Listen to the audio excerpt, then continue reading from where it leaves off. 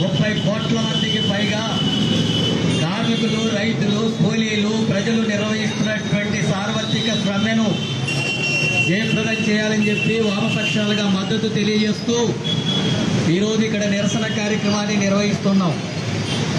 దేశంలో కార్మికులు పెద్ద ఎత్తున ఉద్యమాలు చేసి హక్కులను, చట్టాలను సాధించుకుంటే వాటన్నిటిని కూడా నిర్వీర్యం చేస్తూ 4 కోట్లుగా కురించి వాళ్ళకు సమ్మె చేసే హక్కు లేదని, సంఘం పెట్టుకునేటటువంటి హక్కు లేదని, యజమానులు చెప్పినటువంటి పద్ధతిలోనే పనిచేయాలని, వేతనాలు పెంచాలనేటటువంటి అమలు జరగాలనేటటువంటిది లేకుండా మొత్తం కార్మికులంతా కూడా బానిసలుగా మార్చేటటువంటి విధానాలని కేంద్ర ప్రభుత్వం 4 కోట్ల పేరుతో తీసుకురావడం జరిగింది. ఇది మొత్తం దేశవ్యాప్తంగా ఉండేటటువంటి కార్మికుల హక్కుల్ని కాలు రాసేటటువంటి విధానం, వాళ్ళను బానిసలుగా చేసేటటువంటి విధానం. 10 గంటలు 8 నుంచి 12 గంటలు పెంచుతామంటున్నారు, వేతనాలు మాత్రం తగ్గిస్తున్నారు. ఇలాంటి పద్ధతుల్లో కార్మిక వర్గానికి వ్యతిరేకంగా వ్యవహరిస్తుంది. అట్లాగే దేశవ్యాప్తంగా ఉండేటటువంటి రైతుల్ని కూలీలుగా, పేదలుగా మార్చేటటువంటి విధానాలు తీసుకొస్తుంది. నల్ల చట్టాలు తెచ్చింది. ఆ రకంగా ఉద్యమం ద్వారా వెనక్కి పోయిన తర్వాత కూడా వాటిని అమలు చేసే విధానాలు అనుసరిస్తుంది.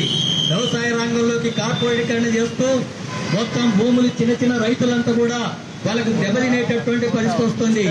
మద్దతు ధర ఇవ్వడం లేదు, కనీస సబ్సిడీలు ఇవ్వడం లేదు, ఎరువుల సబ్సిడీలు ఇవ్వడం లేదు. రైతుల ఆత్మహత్యలు దేశవ్యాప్తంగా పెరుగుతున్నాయి. వాటికి కావాల్సినటువంటి చర్యలు ఏమీ తీసుకోవడం లేదు. ఇప్పుడు అమెరికా దగ్గర వాణిజ్య ఒప్పందంలో భాగంగా అక్కడ ఉత్పత్తి అయినటువంటి పంటలను, ధాన్యాల్ని మనము దిగుమతి చేసుకోవడం వల్ల ఇక్కడ రైతాంగం అంతా కూడా తీవ్రమైనటువంటి నష్టానికి గురయ్యే పరిస్థితి వస్తుంది.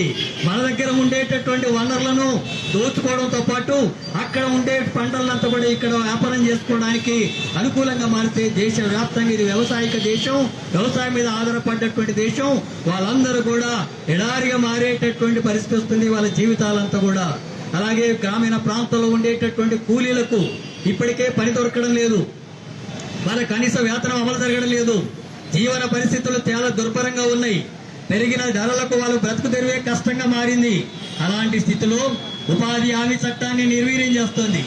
వాళ్ళ పని దినాలకు సంబంధించినవి పెంచినమని చెప్తున్నప్పటికీ కూడా నిధులు కోత పెట్టింది. 3 లక్షల కోట్ల రూపాయలు కావాలని వ్యవసాయ కూలీలు ఉపాధి పని కోసం అడుగుతుంటే 60,000, 70,000, 80,000 అని సంవత్సరానికి తగ్గించుకుంటూ వస్తున్నారు. అంటే ఉపాధి పని కల్పించేటటువంటి బాధ్యత నుంచి కేంద్రం తప్పుకోబోతుంది. ఆ రకంగా ఉపాధి హామీ చట్టం నిర్వీర్యం జరిగితే గ్రామీణ ప్రాంతాల్లో ఉండేటటువంటి కూలీలకు పని దొరకక తీవ్రమైనటువంటి వలసలతో పాటు ఆకలి చావులకు గురయ్యేటటువంటి పరిస్థితులు రాబోతున్నాయి. రైతులకు, కార్మికులకు, కూలీలకు వ్యతిరేకంగా, ప్రజా వ్యతిరేకంగా వ్యవహరిస్తున్నటువంటి విధానాలన్నింటినీ వ్యతిరేకిస్తూ మొత్తం దేశవ్యాప్తంగా కార్మికులు, రైతులు, కూలీలు, ప్రజలు, ప్రజా సంఘాలు పెద్ద ఎత్తున ఈ రోజు సమ్మె నిర్వహిస్తూ ఉన్నాయి. ఇప్పటికైనా కేంద్ర ప్రభుత్వం తమ విధానాలను మార్చుకోవాల్సినటువంటి అవసరం ఉంది. లేబర్ కోడ్లను ఉపసంహరించుకోవాల్సినటువంటి అవసరం ఉంది. రైతులను ఆదుకోవడానికి కావాల్సినటువంటి చర్యలు తీసుకోవాలా. ఉపాధి హామీ చట్టాన్ని పటిష్టంగా అమలు జరగడానికి నిధులు పెంచడంతో పాటు 10 దినాలు 200 రోజులు పెంచాలా.